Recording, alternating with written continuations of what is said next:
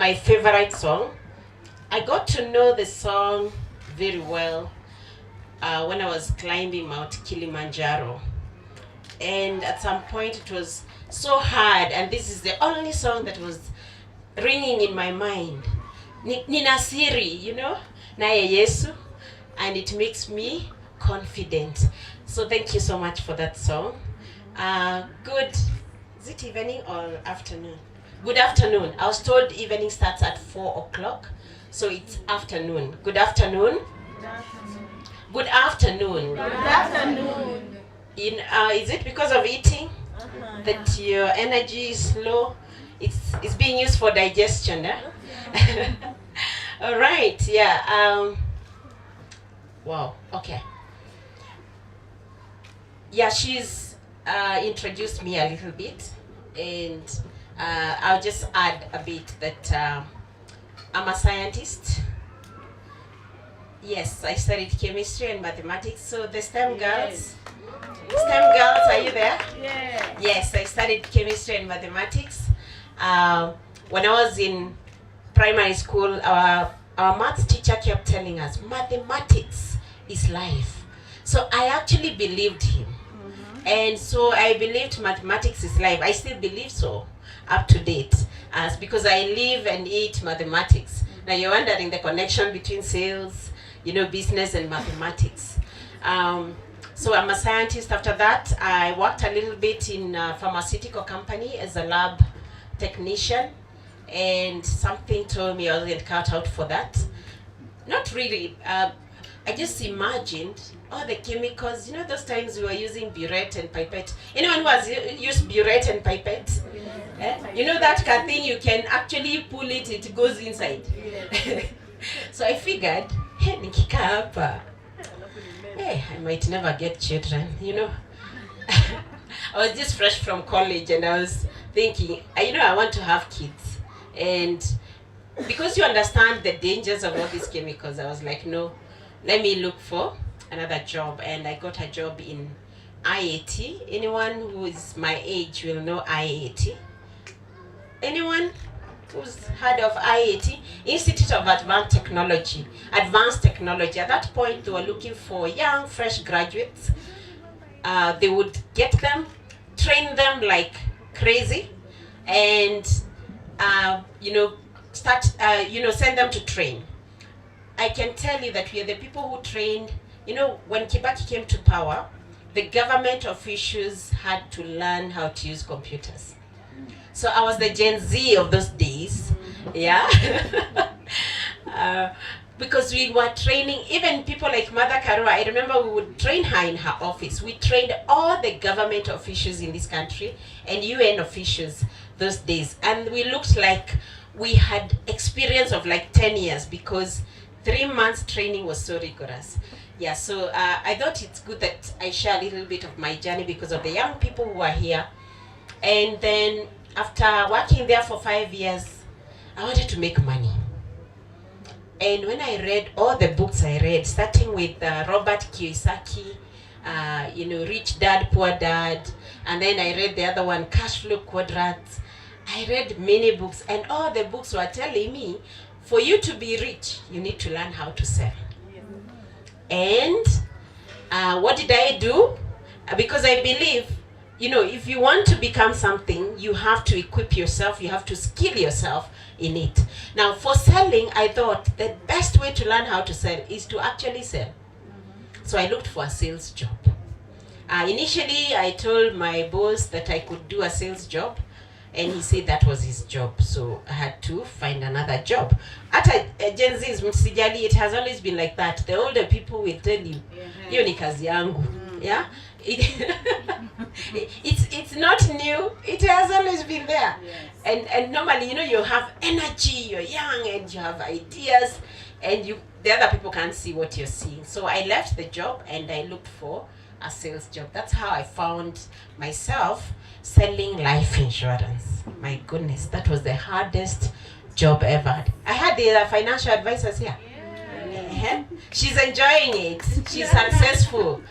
Only successful insurance agents will smile.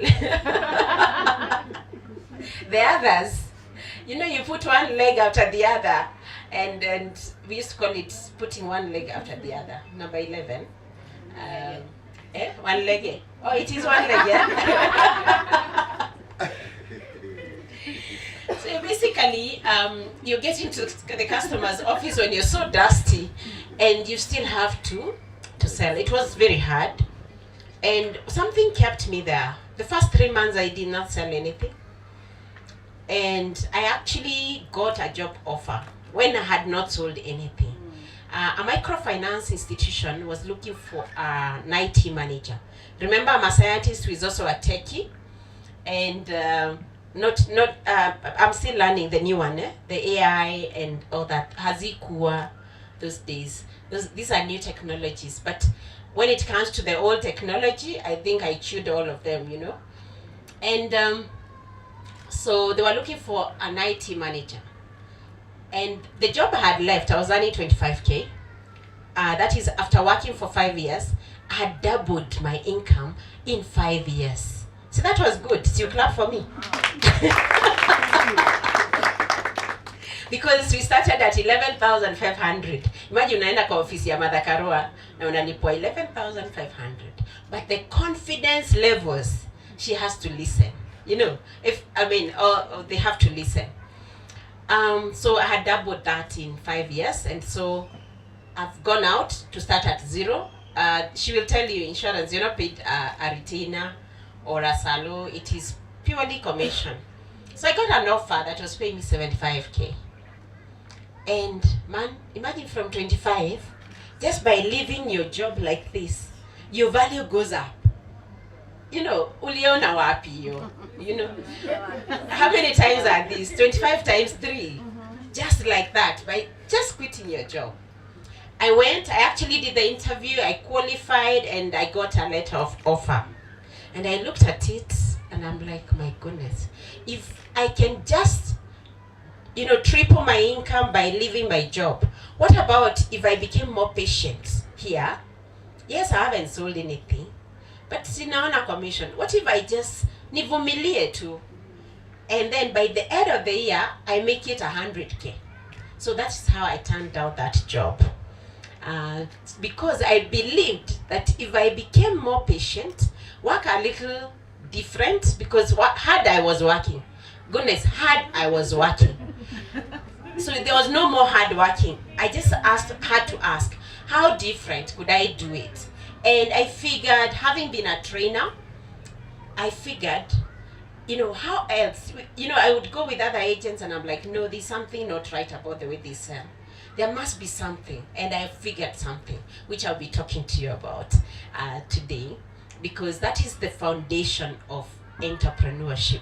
And so by the end of that year, I was making 110,000. Clap for me.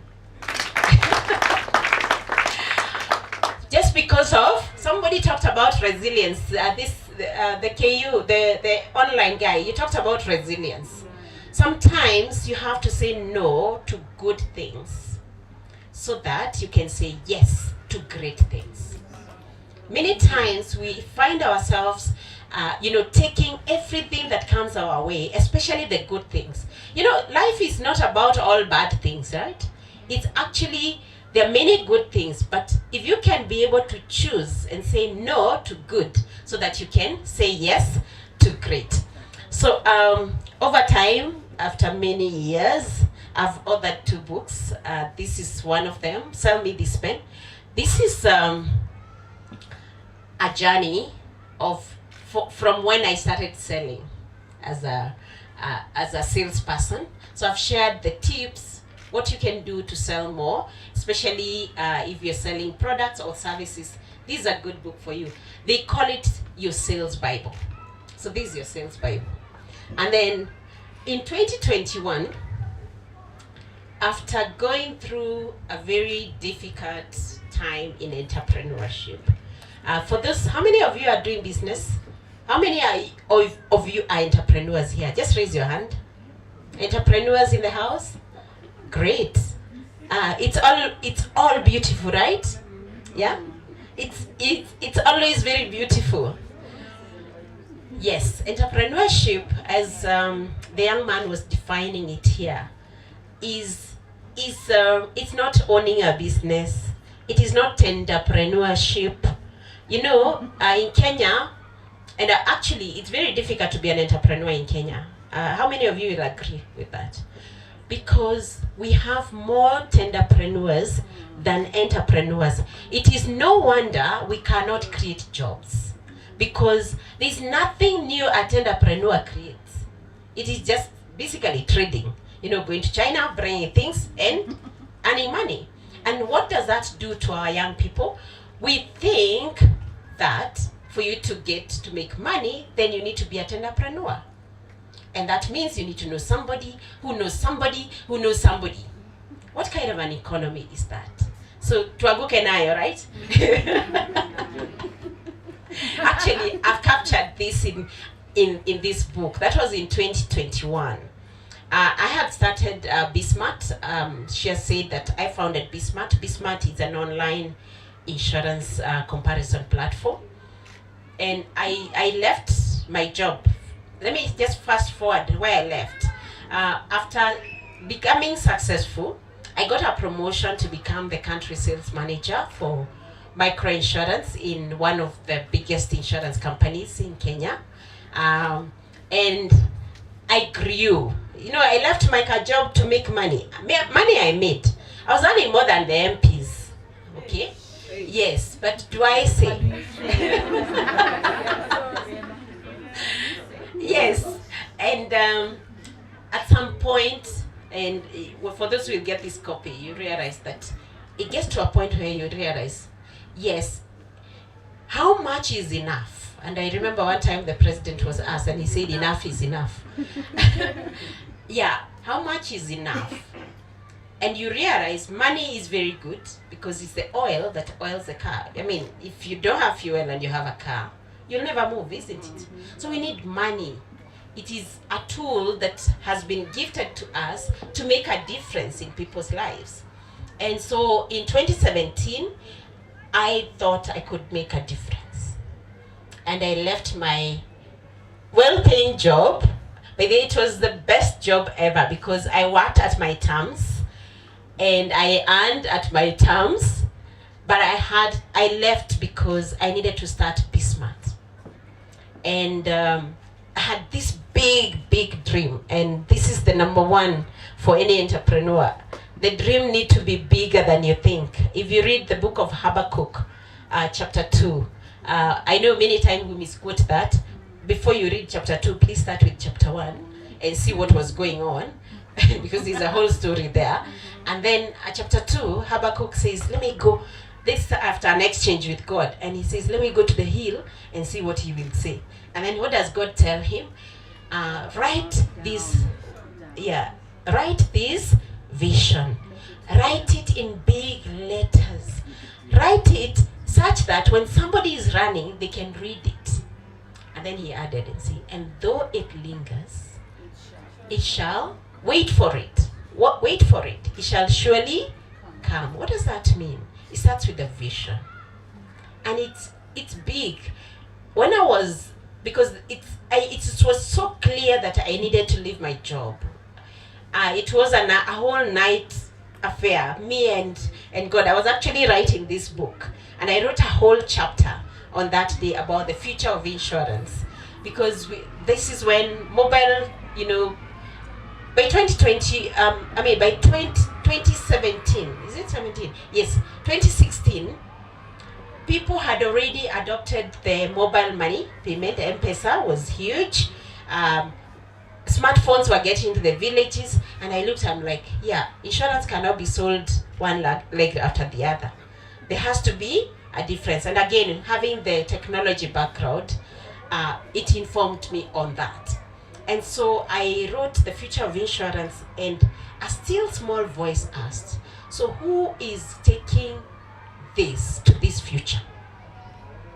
And I was like, okay, who is going to take the insurance to the future? And I thought I was the most prepared because I have technology background, I've sold insurance, I have actually worked in the insurance from all the departments, then I was the best prepared.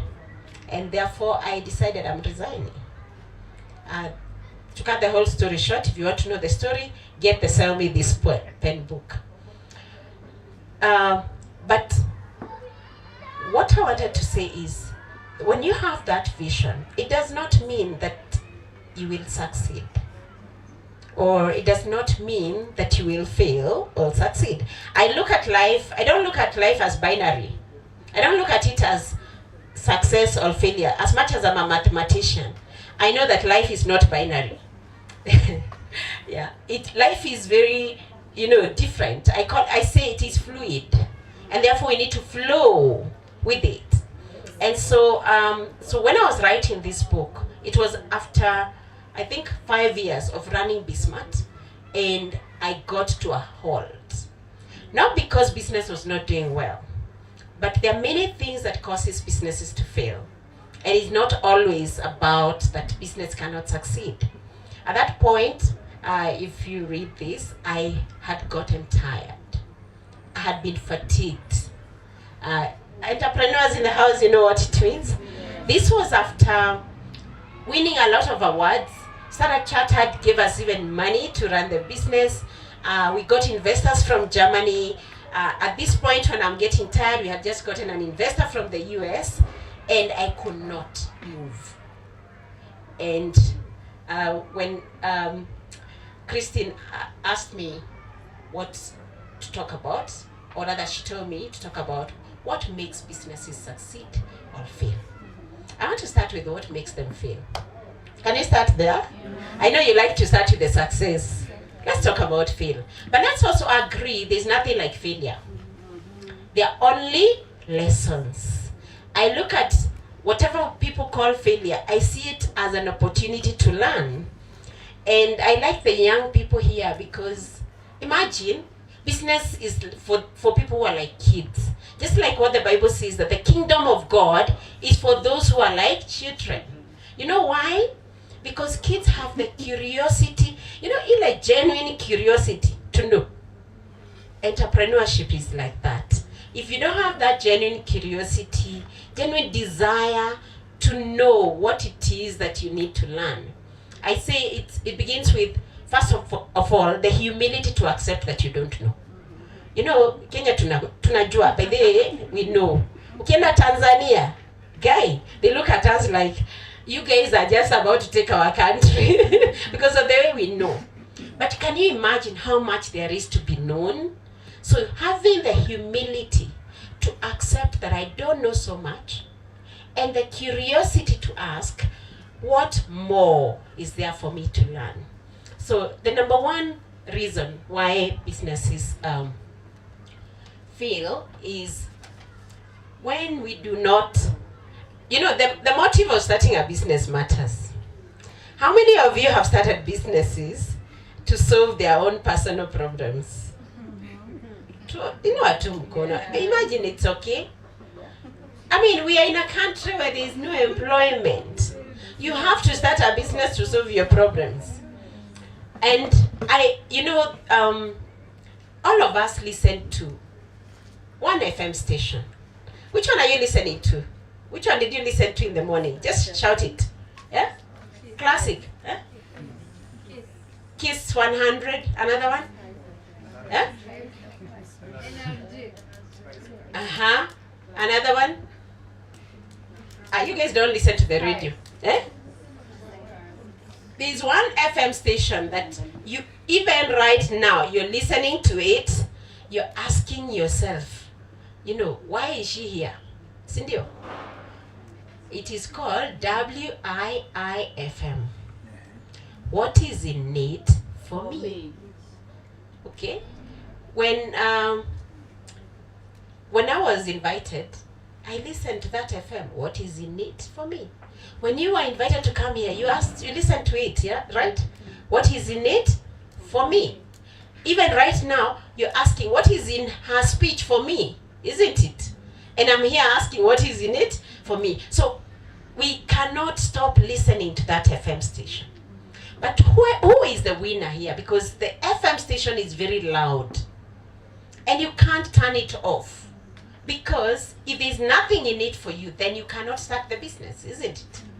But then the winner, the person who succeeds in business, is the one who lowers the volume of what is in it for them temporarily. Sio kila siku. Temporarily you lower your volume so that you can hear the in it for others. Basically, many businesses fail when you're not solving a real problem for others. When we say solving a problem, what does it mean? I tell people, me, I am a lover of problems. Napenda mashida. I fall in love with problems. You know why? Where there are problems, where there are complaints, that is where the opportunities are. Now, if you look here before you leave, if you can tune down your FM station and start listening to the complaints here, do you know you're going to come out with a business? Because opportunities are in their challenges. So if you start a business just because you need to solve your money problem, what happens? Yes, you will solve it, but it's temporary. That business cannot scale because it is not solving a big problem. They say the bigger the problem the bigger the challenge, the bigger the opportunity, and therefore the bigger the money. But it is work. So you need to find, what do people want? What are people complaining about? So that, I'm able to solve that. And let me just refer to this book. Because I had to write this, why I started the business. All this had to come to play. So you must identify that problem and then ask yourself, yes, they are complaining, but do they really want to solve that problem? It's one thing to complain, but it's another one to solve it. You understand? For example, you could hear, which example can I use?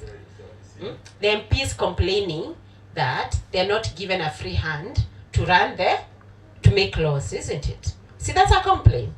Do they really want to solve it?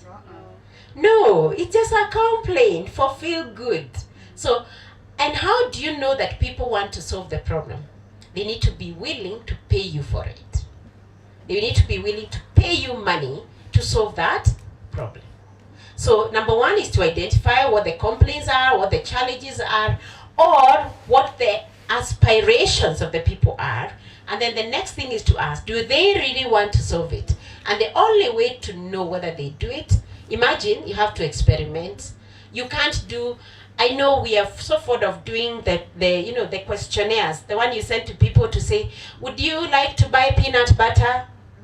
That has no artificial whatever else, and they will say yes. But where the rubber meets the road is when you ask them, pay 100 shillings for this peanut butter. That's when you know whether you're truly solving a problem or not. If they don't pay you, then just know the problem is not, they don't want to solve it. The other thing is, how much are they willing to pay you to solve that problem? This is where you still, again, experiment. There's a tool that we use to experiment. We call it the javelin board, whereby you have a hypothesis for the academia in the house. You know what we're talking about. You have the hypothesis, and then you go out to prove or to test whether that hypothesis is even true. You could sit here and say, people do not want to use Blue Band, or what is the other thing? It's called what? Prestige. That's a hypothesis. Yeah? And so you say, because they want to eat more healthy fats. And so you decide, okay, what are the healthy fats? You decide it's avocado or the peanut. And when you take it to them, they're like, no, we didn't mean it. And the only way to know is when they pay you or not pay you for it. And the other thing to ask is, yes, let's assume they want to solve it. They have the problem, they want to solve it, they're willing to pay for it. And then the next thing is to ask, what is the size? How many people want to solve that problem? Do you have a big market? Do you have so many people complaining about the same problem? Do you have millions of them? Do you have hundreds of thousands of them? If it is just a small group of people, then you know that your business is just going to be a small business. And that's why, if you look at Kenya, how many businesses have gone international from Kenya to the world? Let's start counting. We know there's M-Pesa, though the world has not even adopted it. Wanajaribu inakataa. But we've gone regional, right? Another one? Equity. Another one? Yeah, Safaricom. Yeah. So we have Safaricom, we have Equity. Which other one? Airtel. See, Kenya. That's not our product. That one came to Kenya. I want you to count the businesses started in Kenya and are spreading to the world or to the region. The Kiondos. Who runs that?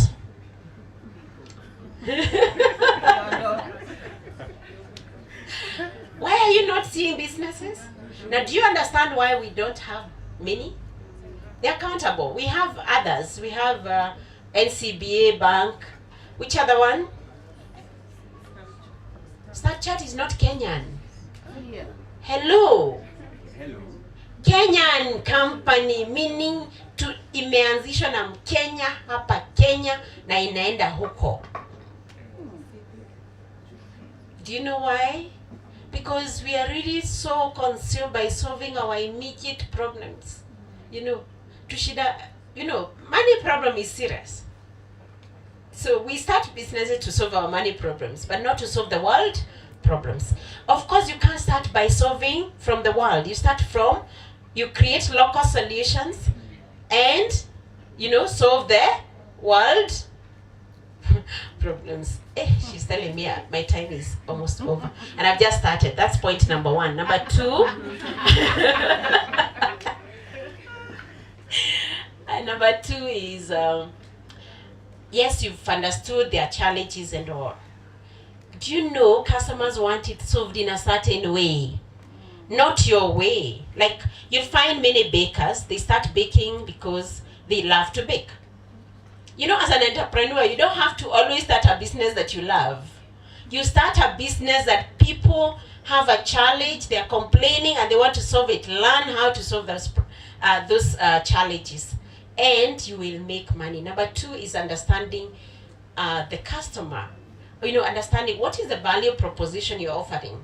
We normally say as beauty is in the eyes of the beholder, so is value in the mind of the customer. So yes, this challenge is there. There are many people who have it. They are willing to pay for it, but they need how you solve it.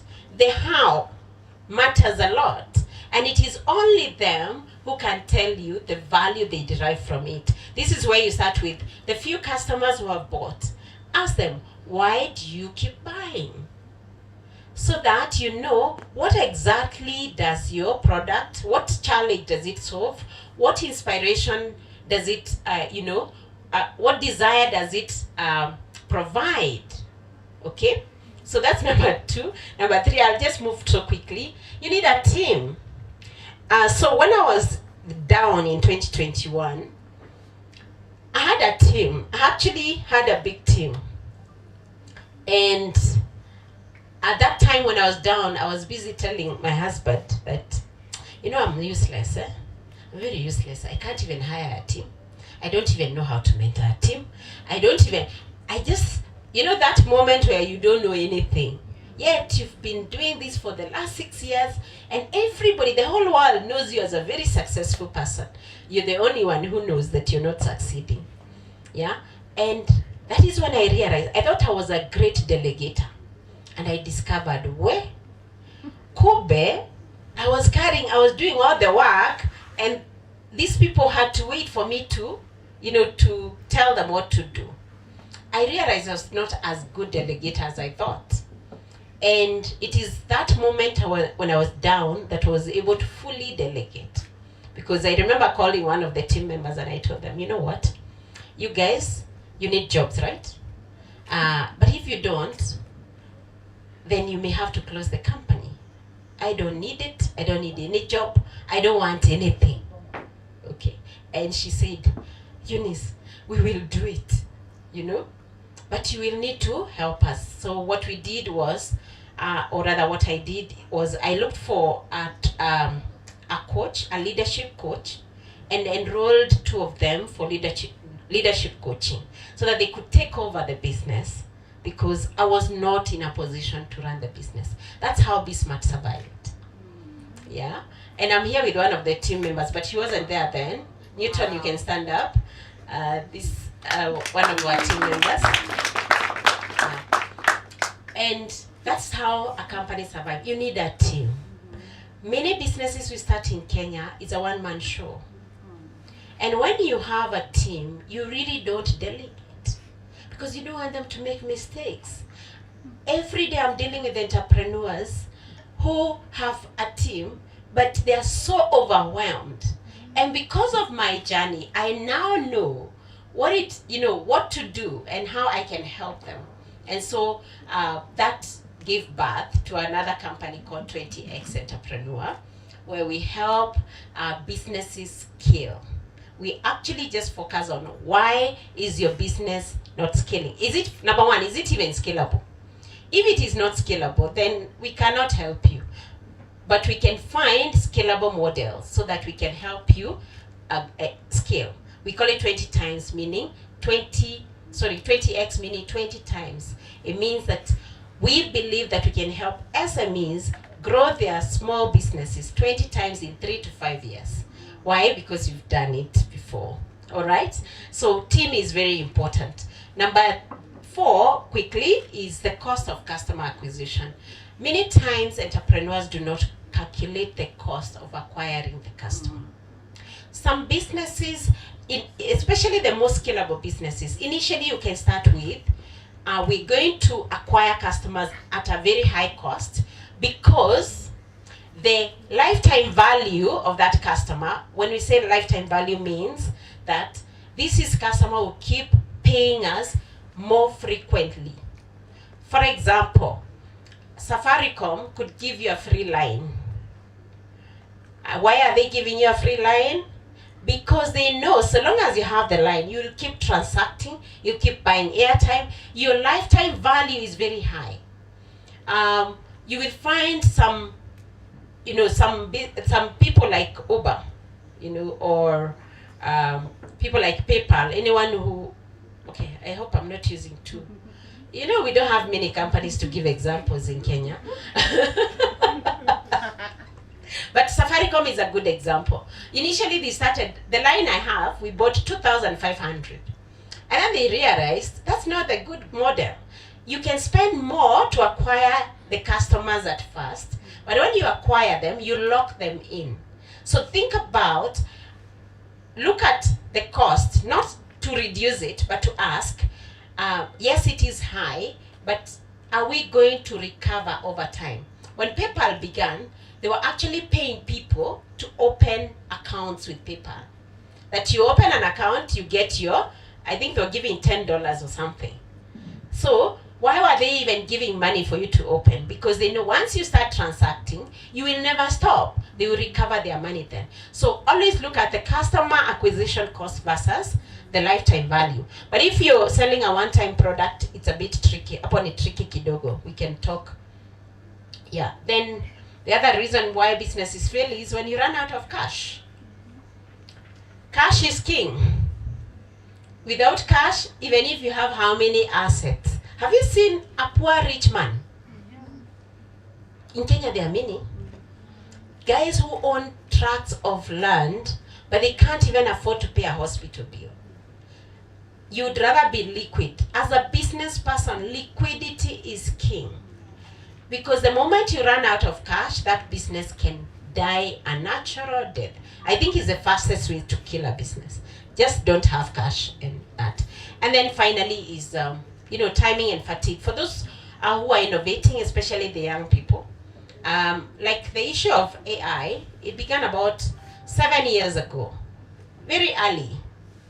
you know. So that means if you began 7 years ago, most likely the people who began, actually the businesses died. But those who are beginning now, this is the boom. This is the new money. Okay? So always look at the timing. I think we also started our business, Be Smart, quite too early. And we got fatigue before we really made the big name. Because we had a dream, you know, to scale in East Africa. We're going to be there, the African brand. We still have that dream because we are there. So those are the 6 reasons why businesses fail. And so what makes businesses succeed? Can you say the opposite of that? The opposite of that. Okay? So our time is up. We can talk a lot more. Please get a copy of this book. I have outlined a lot of lessons. It's a very small book. This is a book you can read in 3 hours. I was telling my son, since I ordered this book, I had not read it. And I was trying to prepare for this. I was like, let me read this book. And I'm like, oh, wow, it's a good book. He was laughing and he's like, what do you mean it's a good book? You wrote it. I'm like, no, I didn't think it is good. Yeah, and so get a copy for yourself. Thank you so much. God bless you.